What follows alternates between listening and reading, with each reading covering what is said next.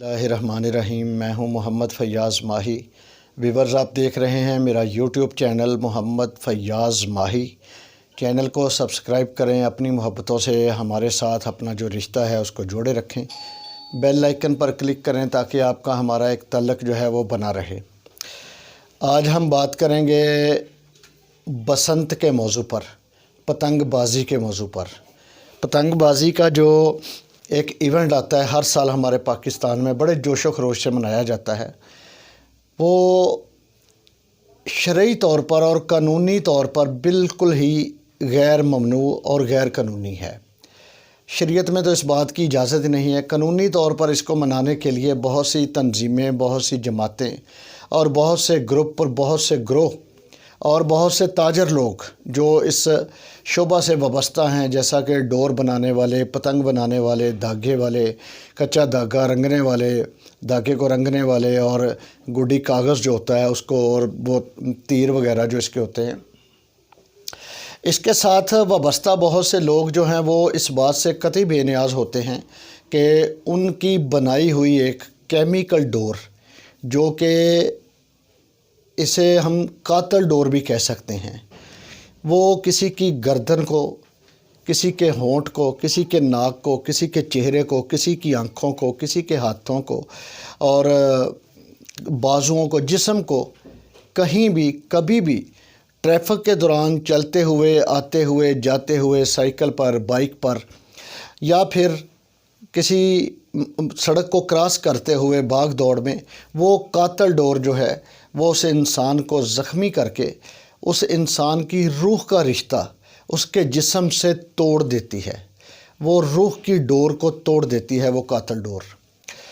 आज से 20 साल पीछे अगर हम जाएं तो पतंगबाज़ी का त्यौहार बड़े जोशो खरोश से मनाया जाता था और बड़े बड़े जो नामवर लोग हैं वो पतंगबाज़ी इस त्यौहार में हिस्सा लिया करते थे। ये इवेंट होता था एक, मैंने अपनी आँखों से देखा है। अपने पाकिस्तान हॉकी के ओलंपियन साबिक़ कप्तान अख्तर रसूल साहब को मैंने ख़ुद देखा है इधर फैसलाबाद में जो जीसी यूनिवर्सिटी का ग्राउंड है, जिसे हम ट्रैक कहते थे, उसमें वो पतंगबाज़ी करने आया करते थे। बल्कि हम भी उनका साथ दिया करते थे। वो जो डोर का पिन्ना होता है उसको पकड़ के, पीढ़ियों वाला पिन्ना जो होता था, हम उसको पकड़ के रखते थे। तो अख्तर रसूल साहब पतंगबाज़ी किया करते थे। वहाँ पे जो पेच होते थे वो पतंगों के पेच बड़ी दूर दूर तक, मीलों दूर तक चले जाते थे। लेकिन तब ये कातल त्यौहार नहीं था। क्यों नहीं था? क्योंकि तब डोर होती थी। डोर वो चीज़ थी जो धागा होता है, उस धागे को माया के साथ, मांझा जिसे कहते हैं, मांझे के साथ लगाकर उसको तेज़ किया जा सकता था, तेज़ किया जाता था पेच लड़ाने के लिए। पतंगों के आपस में पेच लड़ते थे, पेच लड़ाने के लिए उसको, उस धागे को मांझा लगाकर तेज़ किया जाता था। तब सिर्फ डोर होती थी। लेकिन फिर एक वक्त बदला, जिस तरह हम कहते हैं कि हम तरक्की की दौड़ में आगे निकलने के सफ़र में जब हम चले तो हमने उस डोर को ख़त्म करके एक केमिकल डोर ईजाद की। केमिकल जो कि मुख्तलफ़ जो प्लास्टिक्स होते हैं, जो मुख्तलफ़ एक धात होती है, उसके साथ मिलाकर उसको बनाया जाता है। ये गैस पर, आग पर इसको जलाकर इसको बनाया जाता है, डोर की शक्ल दी जाती है। ये इंतहाई तेज़, ख़तरनाक और तलवार की धार से भी ज़्यादा तेज़ होती है, तलवार की धार से भी ज़्यादा तेज़ हो जाती है। ये टूटती नहीं है। जो पहले डोर इस्तेमाल की जाती थी वो किसी इंसान के हाथ में आ जाती, अगर ज़ोर लगाते तो टूट जाती थी, लेकिन ये टूटती नहीं है बल्कि हाथ कट जाते हैं। पिछले साल, 2 साल कबल फैसलाबाद में 21 साला नौजवान, जो कि खालिदाबाद का रहायशी था, 3 नंबर गली का 21 साला नौजवान, खाना लेकर जा रहा था अपने अब्बू के लिए दुकान पर। उसके गले पर डोर फिर गई थी। 21 साला जवान। कब बेटा पैदा होता है, कब चलना सीखता है, कब वो बड़ा होता है, पढ़ता है, लिखता है, सीखता है, जवान होता है, लेकिन एक कातल डोर उसकी ज़िंदगी की डोर को रिश्ता मुनक़ता करके रख देती है। रूह के साथ जिस्म का रिश्ता ख़त्म होकर रह जाता है। उस घर में जो बहन पड़े थे वो मैंने अपनी आँखों से देखे। बहनें बाई की मैयत से लिपट लिपट कर रो रही थी। माँ को गशी के दौरे आ रहे थे। बाप, उसके कंधे झुक गए, उसकी कमर टेढ़ी हो गई। लम्हों में वो जवान बाप बूढ़ा लगने लगा, लेकिन किसी ने भी ज़िम्मेदारी कबूल नहीं की। हमारी पुलिस का महकमा इंतहाई जान फ़शानी के साथ, भाग दौड़ के साथ, बड़ी ईमानदारी के साथ उस कातिल डोर के कातिल को पकड़ने के लिए तगदो में लग गया, लेकिन नतीजा क्या निकला? सिफर। उन घर वालों का घर लुट गया। उस वक़्त के वज़ीर आला मियाँ शहबाज शरीफ साहब थे गालबन, या फिर वो हसन अस्करी साहब का दौर था जो कि थे अपना निगरान वज़ीर आला थे। उस वक़्त का जो था कानून का वज़ीर, सूबाई कानून का वज़ीर जो था, वो उनके घर पहुंचा, उनको दिलासा दिया, हमेशा की तरह कुछ 1000 रुपए दिए और मामला रफ़ा दफ़ा हो गया। इसी तरह लाहौर में आए रोज़ हम सुनते हैं फूल जैसे बच्चे जो मोटरसाइकिल पर अपने बाप के साथ, भाई के साथ, अपने कज़न के साथ, चचा तायों के साथ मोटरसाइकिल पर सफ़र करते हैं, वो किसी न किसी मोड़ पर, किसी चौराहे पर, किसी सड़क पर, किसी गली कूचे में इस कातिल डोर का शिकार बन जाते हैं। गर्दन जो है वो तन से जुदा हो जाती है। इंतहाई खौफनाक मंज़र होता है। जो साथ बाप है, जो भाई है, जो बेटा है, उसको समझ ही नहीं आता क्या हो गया, पता ही नहीं चलता। वो उस मासूम की लाश को पकड़कर, तड़पती लाश को, जिसे हम क्या कह सकते हैं कि मरने से चंद लम्हे पहले का जो सीन होता है, जिसे हम रक़्स बिस्मिल कहते हैं, ज़िंदगी के लिए तरस रही होती है। ज़िंदगी के लिए तरस रही होती है। मैं फिर कहता हूँ, ज़िंदगी मौत को शिकस्त देने के लिए एक रक़्स बिस्मिल करने लगती है। बाप की गोद में, भाई की गोद में, चचा की गोद में एक मासूम कली, एक मासूम फूल जिसकी गर्दन तन से जुदा हो चुकी हो, खून के फवारे छूट रहे हों, इर्द गिर्द खड़े बेहिस और ज़ालिम लोग मोबाइल के साथ उस बेबसी की वीडियो बना रहे हों। वो वीडियो जब सोशल मीडिया पर आती है, वायरल होती है, एक तूफ़ान उठ जाता है। एक ऐसा तूफ़ान उठता है जो मौजूदा और वक़्त की गवर्नमेंट के ख़िलाफ़ होता है। लेकिन अफसोस आज तक कोई भी माई ने ऐसा लाल पैदा नहीं किया कानून के डिपार्टमेंट में जो इस खूनी खेल पर काबू पा सके। कोई भी ऐसा बंदा, कोई बड़े से बड़ा बंदा। सरदार आरिफ नकवी एक बार वज़ीर आला बने थे। उन्होंने कहा था कि अगर पतंगबाजी हुई पंजाब में तो मैं पुलिस की पेंटें उतरवा दूंगा, कान पकड़वा दूंगा। मंजूर भट्टो साहब ने दावे की। मियाँ शहबाज शरीफ साहब बहुत बड़े मुंतज़म आला, खादम आला, जिन्हें गिना जाता है कि मैनेजमेंट में इनका कोई सानी नहीं है। लेकिन अफसोस पतंगबाजी पर काबू नहीं पा सके। क्यों? क्योंकि जो पुलिस डिपार्टमेंट है जिसने ये काम करना है, वो पुलिस डिपार्टमेंट हमेशा से सियासी रहा है, सियासतदानों की नज़र होता रहा है, सियासत की भेंट चढ़ता रहा है।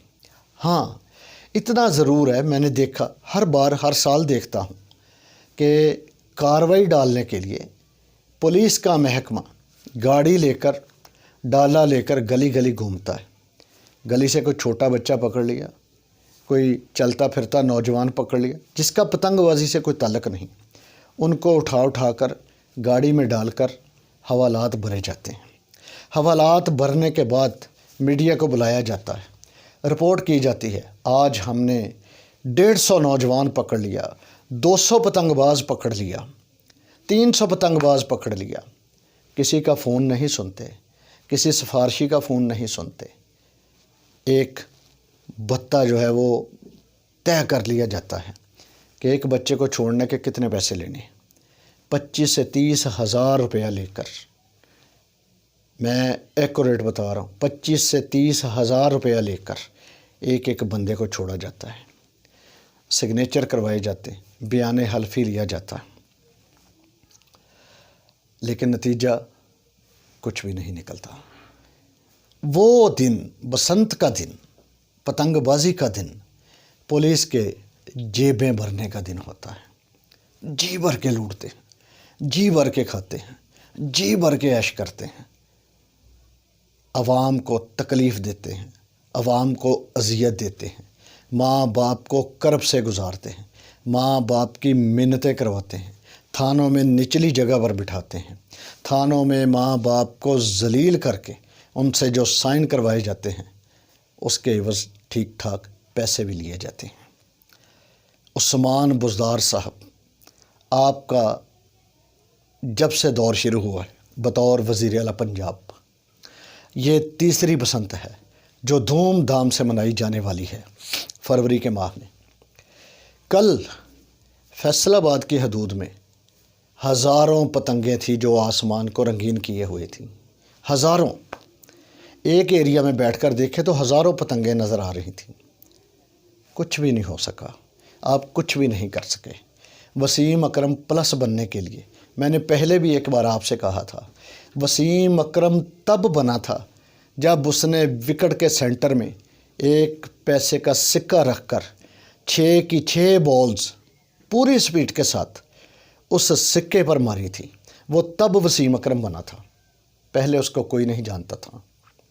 آپ وسیم اکرم پلس بنیں، آپ وسیم اکرم پلس بننے کے لیے اس خونی کھیل کو روکیں، اپنی پوری پاور استعمال کریں۔ آپ وزیر اعلیٰ ہیں، یقین کریں آپ وزیر اعلیٰ ہیں، پنجاب کے وزیر اعلیٰ، پاکستان کے سب سے بڑے صوبے کے وزیر اعلیٰ ہیں آپ وزیر اعلیٰ ہیں، آپ کے انڈر ہے سب کچھ۔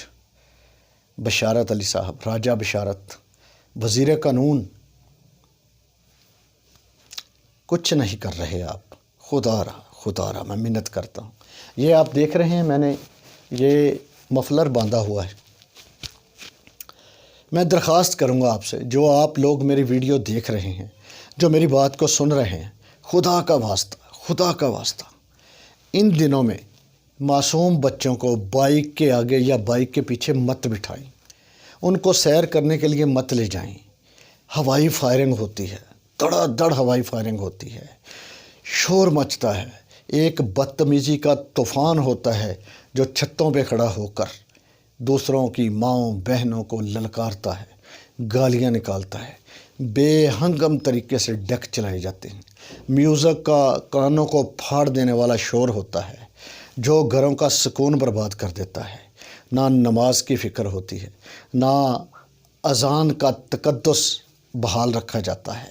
اذان ہو رہی ہے لیکن ادھر ڈیک پر ہندوستان کے گانے چل رہے ہوتے ہیں۔ اذان کا تقدس بھی ہم نہیں اس کو پامال کرنے سے نہیں ہچکچاتے۔ پیچ لگے ہوئے ہیں، کیمیکل ڈور کے ساتھ پتنگ بازی ہو رہی ہے، ہوائی فائرنگ کرنے والا ساتھ ساتھ ویڈیو بنا رہا ہے اور فائرنگ کرتے کرتے ناچ بھی رہا ہے۔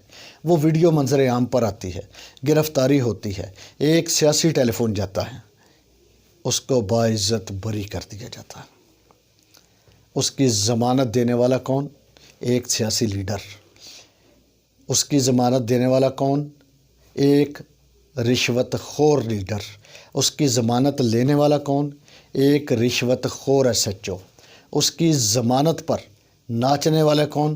اس کے گھر والے، وہ گھر والے جن کو چاہیے کہ اس کو روکیں، لیکن نہیں، وہ ہوائی فائرنگ کسی کی زندگی کا بھی چراغ گل کر دیتی ہے۔ اس گھر میں کوہرام مچ جاتا ہے، میت اٹھ جاتی ہے، کوئی بچہ، کوئی بوڑھا، کوئی جوان، کوئی بیٹی، کوئی بیٹا اس ہوائی فائرنگ کی زد میں آ کر اپنی زندگی کا چراغ گل کر بیٹھتا ہے۔ اس کا کون ذمہ دار؟ کوئی ذمہ دار نہیں۔ ہوائی فائرنگ ایک ٹھیک ہے، اندیکھا، ایک غیب سے ایک فائر آیا، لگا، بندہ خلاص، بندہ فارغ، زندگی سے ختم۔ خدا را عثمان بزدار صاحب، اس پر قابو پائیں۔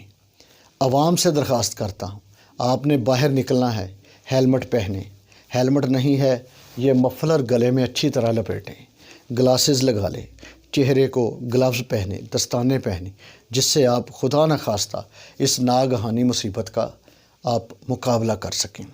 اللہ تعالیٰ اس وبا سے، یہ بہت بڑی وبا ہے، بہت بڑی طوفان ہے یہ ایک، ہمیں محفوظ رکھے۔ ہم اس کو اپنے اوپر مسلط کر لیتے ہیں۔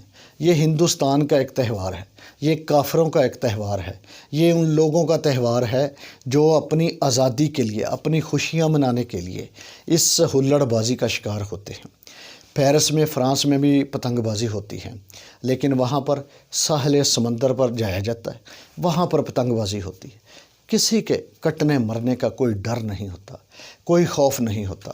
ہم مثالیں دیتے ہیں وہاں کے کافر ججوں کی، کافر وکیلوں کی، ہم وہاں کی مثالیں دیتے ہیں کہ وہاں کا قانون بہت سخت ہے، وہ لوگ ہم سے آگے چلے گئے، ان لوگوں نے قانون پر عمل کیا ہے، وہ لوگ قانون پر عمل درآمد کرتے ہیں، وہ لوگ ترقی کرنے کے حقدار ہیں، انہوں نے قانون کو فالو کیا، انہوں نے اس شریعت کو فالو کیا جس کو ہم بھول چکے ہیں۔